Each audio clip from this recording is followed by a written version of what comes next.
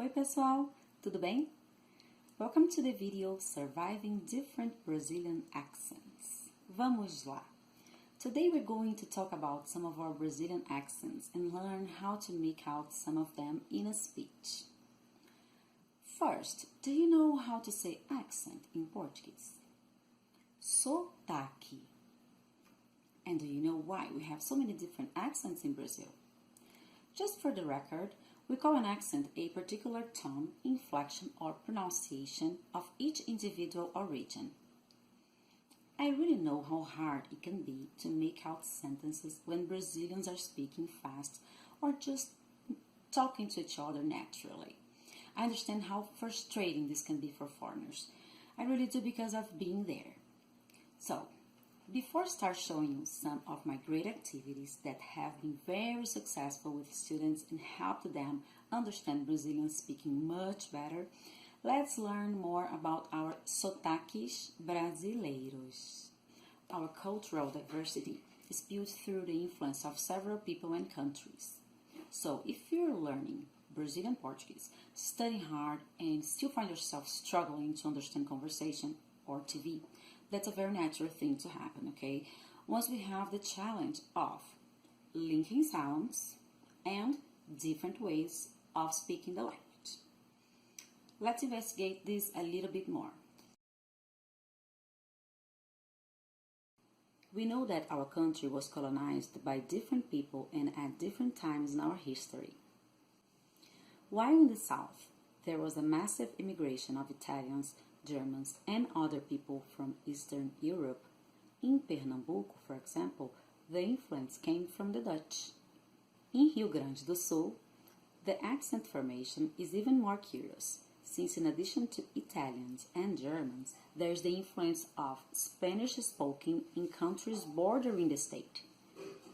People born in Rio Grande do Sul are called gaúchos. Gaúchos. This is how a gaúcho would say these sentences. Tu gostas de churrasco? Porque a porta está aberta? Tu gostas de churrasco? Porque a porta está aberta? Notice the S, as in Spanish used, and the R.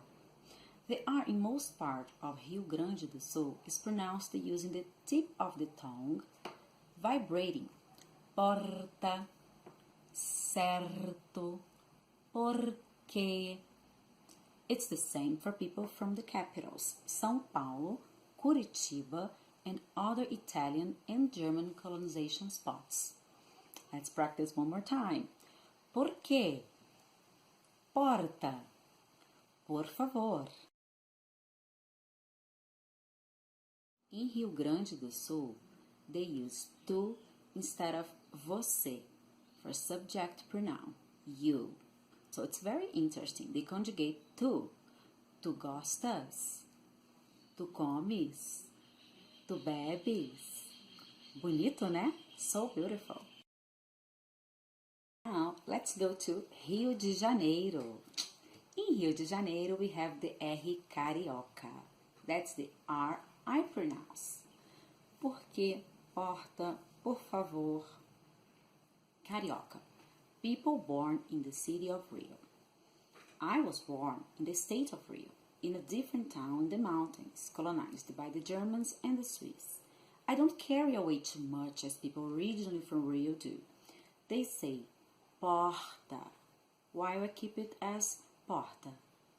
So going back in time, in Rio capital, from 1808 to 1821, the influence of the Portuguese accent can be perceived by means of the pronounced S. We shush a lot. Yes, we do. As the Portuguese from Portugal. Yes, it's also correct to make a sh sound. Muitos, mais, estou, estava, escândalo. So, in Rio, we pronounce the R by the influence of the French chord. Por que porta, por favor? What, French? Yes, the nobles of society found very fancy to copy the French R from the French nobles in Rio. Ribéry, Paris, France. Oh, that's why. Porta, porque. See, the French loved coming to Rio with its fashion. Did you know that?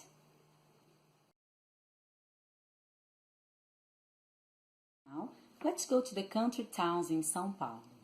The R is called retroflexo, retroflex, caipira or country accent, as in many other states as Paraná, Goiás, Minas.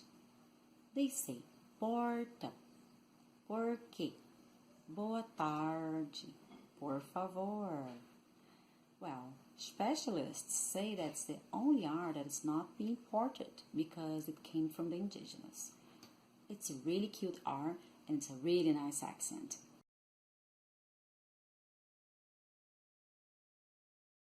Agora vamos para a Bahia?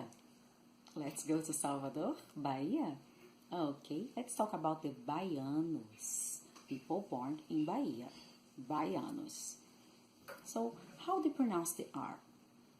The R sometimes sounds very light or weak at word end. It loses its vibration and almost disappears. So instead of saying Salvador, Salvador, or Salvador, they just leave the R out a little bit. Salvador, no? Salvador. And it applies even more with the verbs. I'm going to drink, for example. Eu vou beber, but they say eu vou beber. Other verbs, eu vou fazer, vou estudar. So, of course, they pronounce the R. It's just lighter, okay? So, it's a tendency to leave the R out of the word at word end, okay? So, it's just a tip, and you will notice that if you speak to any baiano or if you're in Salvador around baianos. So, there is no accent better or more correct than the other. This is a wrong view that diminishes the uniqueness of our culture. Our accents are part of our cultural heritage and are elements for the formation of the identity of the Brazilian people. So you're thinking now, fine, what is the best way to deal with that when learning Portuguese? Should my teacher be someone from the same area that I'm going to be or where I live? How is going to be my accent, right? Does that make a difference in my relationships? Guys, there are strategies to guide your studies, customizing what's more urgent to your goal, so you can better understand Brazilians and be better understood in your environment, okay? Let's go by parts, as we say in Portuguese. So I'll see you on the next video.